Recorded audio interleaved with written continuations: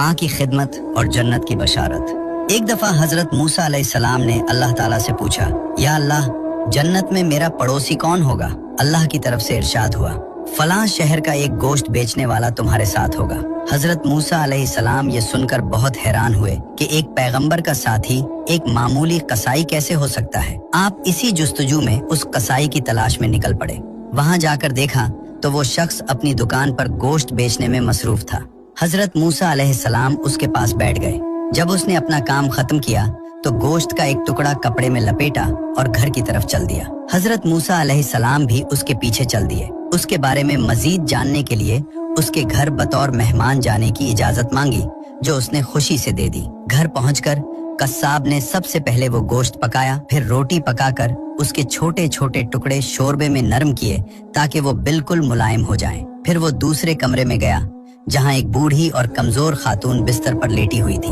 वो इतनी कमजोर थीं कि खुद से हिल-जल भी नहीं सकती थी। कस्साब ने बड़े प्यार से उन्हें सहारा देकर उठाया और अपने हाथों से एक एक लुकमा उनके मुंह में डालने लगा।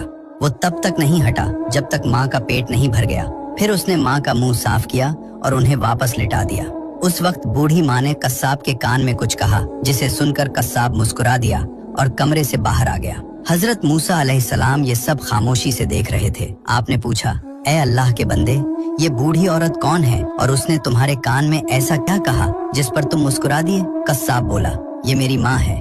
मैं जब भी घर आता हूँ तो सबसे पहले उनकी खिदमत करता हूँ। ये खुश होकर रोज मुझे एक ही दुआ देती हैं कि अल्लाह ताला तुझे जन्नत में हजरत मूसा अलैहिस्सलाम का साथ नसीब करे। मैं ये सुनकर बस मुस्कुरा देता हूँ कि भला मैं एक मामूली कस्साब कहाँ और अल्लाह के जलीलुल कद्र पैगंबर मूसा अलैहिस्सलाम कहाँ। ये सुनकर हजरत मूसा अलैहिस्सलाम ने फरमाया, ऐ खुश नसीब इंसान, मैं ही मूसा हूँ और मैं तुझे खुशखबरी देता हूँ कि अल्लाह ताला ने तेरी माँ की दुआ कबूल कर ली है। अल्लाह पाक हम सबको अपने वालिदैन की खिदमत करने और उनकी दुआएं लेने की तौफीक अता फरमाए।